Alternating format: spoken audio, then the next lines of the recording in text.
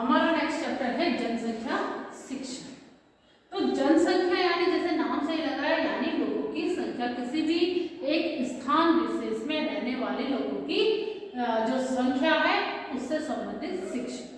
ठीक है, हम उसका अध्ययन करते हैं कि किसी भी क्षेत्र विशेष में कितने लोग रहते हैं, तो उसका अध्ययन होता है। तो यूनेस्को ने जो इसकी परिभाषा दी है जनसंख्या शिक्षा की, वो है जनसंख्या शिक्षा एक शैक्षिक कार्यक्रम है। क्या है? एक शैक्षिक कार्यक्रम है जिसमें परिवार, समाज, राष्ट्र एवं विश्व की जनसंख्या की स्थिति का अध्ययन किया जाता है। आ रहा है समझ में? जब शैक्षिक कार्यक्रम है जिसमें परिवार, समाज, राष्ट्र एवं विश्व की जनसंख्या की स्थिति का अध्ययन किया जाता है। इस अध्ययन का उद्देश्य छात्रों में इस स्थिति, कौन सी स्थिति? जनसंख्या, इस स्थिति के प्रति विवेकपूर्ण तथा उत्तरदायित्वपूर्ण दृष्टिकोण एवं व्यवहार का विकास करना है। तो समझ में आया, यूनेस्को ने क्या कहा है कि जनसंख्या शिक्षा एक शैक्षिक कार्यक्रम है जिसके अंतर्गत परिवार, समाज, राष्ट्र एवं विश्व की जनसंख्या की स्थिति का अध्ययन किया जाता है और इस अध्ययन का उद्देश्य छात्रों में विवेकपूर्ण एवं उत्तरदायित्वपूर्ण दृष्टिकोण एवं व्यवहार विकसित करना है कि छात्र समझे कि जो निरंतर बढ़ती हुई जो जनसंख्या है और उस जनसंख्या की क्या क्या हानियां हैं, जो विस्फोट जनसंख्या का हो रहा है उसकी क्या हानियां हैं, इसको समझे और अपना उत्तरदायित्व इसके प्रति समझे, विवेकपूर्ण जो है दृष्टिकोण को अपनाए, व्यवहार को अपनाए, जिससे जनसंख्या में अत्यधिक वृद्धि न हो। वर्लिसन ने इसकी परिभाषा दी है, उन्होंने कहा है जनसंख्या शिक्षा जनसंख्या समस्या से संबंधित ज्ञान के प्रति चेतना। ठीक है, तो ये समझ में आ गया है कि पहले तो जनसंख्या शिक्षा है क्या, पहले ये समझना जरूरी है। इसके बाद आता है कि हम क्यों कह रहे हैं कि जनसंख्या विस्फोट है। हमारे देश में जनसंख्या विस्फोट है, हमारे देश में जनसंख्या अत्यधिक है।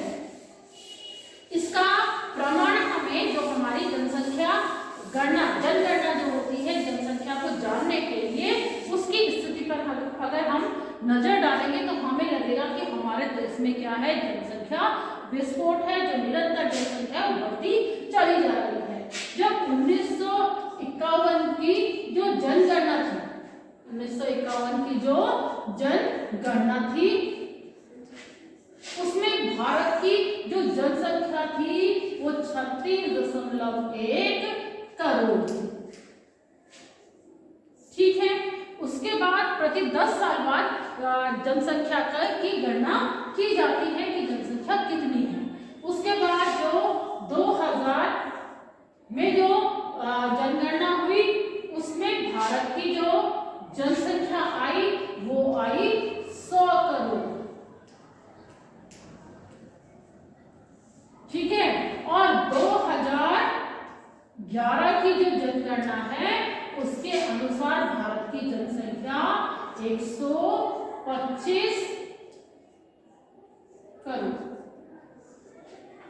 ठीक है, तो आप देखिए कहाँ 36.1 करोड़ और यहाँ 125 करोड़ तो 2011 में थी, अब तो निरंतर क्या है वो बढ़ती चली गई है। आपने प्रतिदिन मोदी जी को भी सुना होगा, मेरे 125 करोड़ देशवासियों, यानी कि हमारी जो देश की जनसंख्या है वो इतनी ज्यादा बढ़ गई है। अब निरंतर जनसंख्या बढ़ रही है तो हमें क्या करना है, सोचना है कि किस प्रकार से हम इस पर नियंत्रण करें ताकि हमारा देश, हमारा समाज जो है विकसित हो सके, विकास की ओर तीव्रता से बढ़ सके। क्योंकि अति जनसंख्या क्या है, विकास के मार्ग में एक बहुत बड़ी बाधा है। अब जनसंख्या, अति जो जनसंख्या है उसकी बहुत सारी समस्याएं हैं। तो अब हम पढ़ेंगे जो अति जनसंख्या है। अति जनसंख्या है उसके कारण उत्पन्न होने वाली समस्या, या हम क्या कह सकते हैं, अति जनसंख्या की समस्या। ठीक है, अति जनसंख्या की समस्याओं को हम पढ़ेंगे। तो इसमें बहुत सारी समस्याएं इसमें हैं, जैसे पहला है भूखमरी। भूखमरी की समस्या। अब आप देखिए हमारा देश का जितना क्षेत्रफल था, क्षेत्रफल उतना ही है। आप अपने गांव से लगा लीजिए, अपने घर से लगा लीजिए, आपके जितने खेत थे वो आपकी कई पीढ़ियों से उतने ही हैं, लेकिन संख्या निरंतर बढ़ती चली जा रही है और उनमें छोटे छोटे छोटे छोटे टुकड़े होते जा रहे हैं, विभाजित होते जा रहे हैं। तो उससे क्या होगा, जो हमारी खेती योग्य, जो कृषि योग्य जो भूमि है वो निरंतर क्या है, छोटे छोटे टुकड़ों में बढ़ती चली जा रही है, जिस कारण अनाज की समस्या पैदा हो गई है। आप देखिए हमारे यहाँ कितनी सारी चीजें समस्याएं पैदा होती हैं और हमें विदेशों से अनाज आयात करना पड़ता है। तो अति जनसंख्या के कारण क्या है, सबसे पहले तो कौन सी समस्या हुई, भूखमरी की समस्या पैदा हो गई। दूसरी चीज इसमें आती है निर्धनता। निरंतर बढ़ती हुई जनसंख्या के कारण निर्धनता की समस्या बढ़ती चली जा रही है। जो हमारे संसाधन हैं, जो भी संसाधन है, एक देश में जो भी संसाधन होते हैं, सारे संसाधन क्या होते हैं, सीमित होते हैं। ये आपने साधन वाले चैप्टर में पढ़ा होगा कि सारे साधन क्या हैं, सीमित हैं। तो साधन जब सीमित हैं और जनसंख्या क्या है, असीमित बढ़ती चली जा रही है, निरंतर बढ़ती चली जा रही है, तो क्या हो जाएगा, साधनों की कमी हो जाएगी, जिसके कारण क्या हो रही है, बेरोजगारी की समस्या है, रोजगार की समस्या बहुत ज्यादा बढ़ गई है, जिस कारण लोग क्या है, निर्धन होते चले जा रहे हैं। तो जनसंख्या, अति जनसंख्या जब होती है तो उसके कारण क्या है, निर्धनता भी हो जाती है। जो प्रति व्यक्ति आय है वो क्या हो जाती है, कम होती चली जाती है। क्या है, जो प्रति व्यक्ति आय है,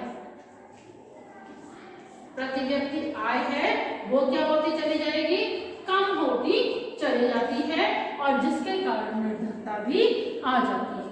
तीसरी समस्या इसमें होती है जीवन स्तर का निम्न होना। तीसरी है जीवन स्तर का निम्न होना। जीवन स्तर का निम्न होना।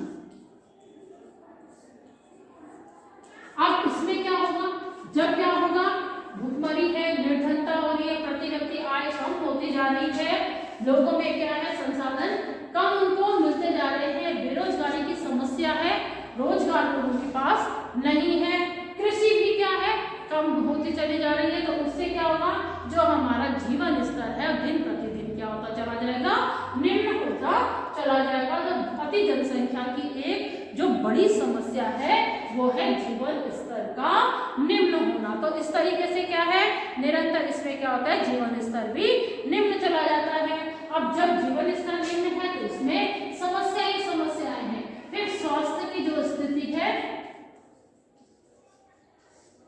स्वास्थ्य की निम्न स्थिति, स्वास्थ्य की निम्न स्थिति। अब क्या होगा, जब बेरोजगारी है, आय कम है, प्रति व्यक्ति आय कम हो गई है, जीवन स्तर निम्न हो गया है, निर्धनता है।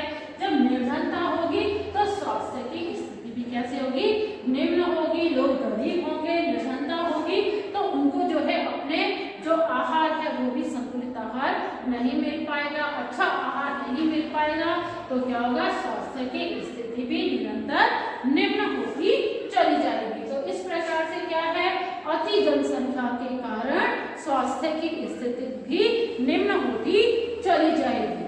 इस प्रकार मैंने एक और आपको बताया था कि क्या है, संसाधन हमारे सीमित हैं, तो इसमें क्या होता है, जो कृषि योग्य जो भूमि है उसका भी बढ़ता है, कृषि योग्य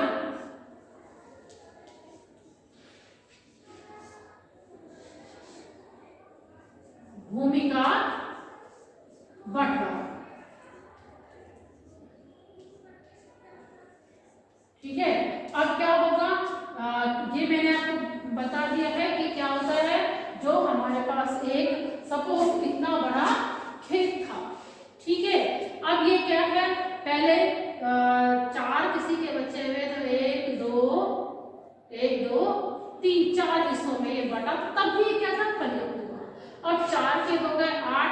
ये इतना इतना क्या हो गया, फिर ये इतना इतना हो गया। अब 8 के भी क्या हो गए, 8 के भी आप 8 मान के चलो तो ये हो गए ये। अब आप देखिए जब इतना छोटा छोटा कृषि का खेत होगा तो क्या होगी, अपने आप ही क्या हो जाएगी, जो उत्पादन है उत्पादन भी कम हो जाएगा। इसके साथ साथ क्या होगा, ये तो कृषि योग्य भूमि ही होंगी, इसके साथ साथ आवास की समस्या भी होगी। इसमें क्या होगी, आवास की समस्या। 6 में आ गया आवास की समस्या, आवास की समस्या। ठीक है, अब इसमें क्या होता है, अति जनसंख्या के कारण कृषि योग्य भूमि भी बढ़ गई। अब जब बहुत सारे लोग होंगे तो क्या होगा, इतने लोगों में बढ़ गया तो अब क्या होगा, घर भी इनके लिए पर्याप्त नहीं होगा, तो आवास की समस्या भी उत्पन्न हो जाती है। आपने देखा होगा बड़े बड़े शहरों में आवास की इतनी ज्यादा समस्या है कि वहां पे झुग्गी झुग्गियों में लोग रह रहे हैं। तो ये क्यों है, क्योंकि आवास की समस्या निरंतर बढ़ती जनसंख्या के कारण उत्पन्न हो गई है। तो आवास की भी क्या हो गई है, कमी हो गई है, और लोग झुग्गी झुग्गियों में सड़कों के किनारे झुग्गी बनाकर रहने को मजबूर हैं। फिर है इसमें क्या है, अपराधों में वृद्धि। फिर क्या हो जाती है इसमें, अपराधों में भी वृद्धि। इसके कारण अपराधों में वृद्धि होती चली जाती है। ठीक है, अब मैंने आपको बताया कि अति जनसंख्या है, इसके कारण क्या हो गई, रोजगार की समस्या उत्पन्न हो गई, निर्धनता हो गई, लोगों की आवश्यकताएं पूर्ण नहीं हो रही है। तो लोग क्या कर रहे हैं, अपराध में बहुत ज्यादा लिप्त हो जा रहे हैं। चोरी, डकैती और किडनैपिंग, इसके अलावा हत्या, लूटपाट की समस्याएं जो है निरंतर देश में या समाज में बढ़ती चली जा रही हैं। और ये सब किसके कारण हो रहा है, अति जनसंख्या के कारण हो रहा है। तो ये अति जनसंख्या की बहुत सारी समस्याएं हैं जो देश के विकास में बाधा है, समाज के विकास में और स्वयं एक व्यक्ति के विकास में भी ये क्या करती है, बाधा डालती है। तो इस प्रकार से ये हमने पढ़ी अति जनसंख्या की समस्याएं कि अति जनसंख्या के कारण कौन कौन सी समस्याएं उत्पन्न हो सकती हैं। अब इसमें हम एक चीज और भी पढ़ सकते हैं कि छोटा परिवार, अब परिवार का स्वरूप बड़ा होगा तो यही सारी समस्याएं होंगी जो भी हमने पढ़ी है। इसमें क्या होगी, स्वतंत्रता का अभाव होगा, आवास का अभाव होगा, और इसके अच्छे खाने की स्थिति भी निम्न होगी, पारिवारिक स्थिति निम्न होगी, स्वास्थ्य की स्थिति निम्न होगी। लेकिन एक छोटा परिवार होगा, छोटा परिवार की जो विशेषताएं हैं, छोटे परिवार की जो विशेषताएं हैं उन्हें भी समझना जरूरी है। ठीक है, विशेषताएं जो है उन्हें समझना जरूरी है। एक छोटा परिवार जो होता है वहां पर क्या होती है, आवास की समस्या नहीं होती है। आप देखिए अगर बड़ा परिवार है तो उसके लिए क्या चाहिए, घर भी बड़ा चाहिए। आहार की समस्या है, इसमें क्या होगी, आहार में क्या है, ज्यादा इसमें चाहिए। निर्धनता इसमें जो है नहीं पाई जाती है छोटे परिवार में। छोटा परिवार कैसा होता है, कहते हैं छोटा परिवार सुखी परिवार या सुख का आधार। ठीक है, छोटा परिवार कैसा होता है, सुखी परिवार होता है। यहाँ पर क्या होती है, जीवन स्तर उच्च होता है, अच्छी यहाँ पर स्वास्थ्य की स्थिति होती है, अच्छी स्वास्थ्य की स्थिति यहाँ पर होती है। ठीक है, सामाजिक स्तर भी उच्च होता है, सामाजिक स्तर उच्च होता है। अच्छी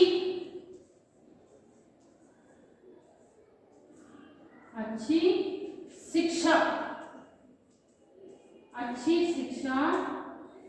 बच्चों को प्राप्त होती है,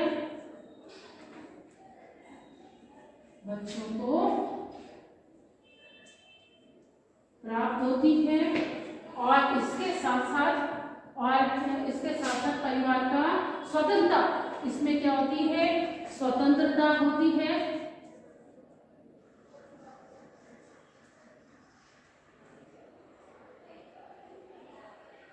स्वतंत्रता पाई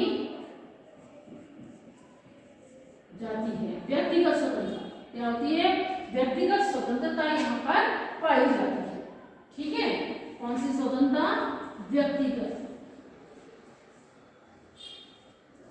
स्वतंत्रता होती है। और सबसे महत्वपूर्ण इसमें है जो छोटा परिवार है, ये देश के विकास में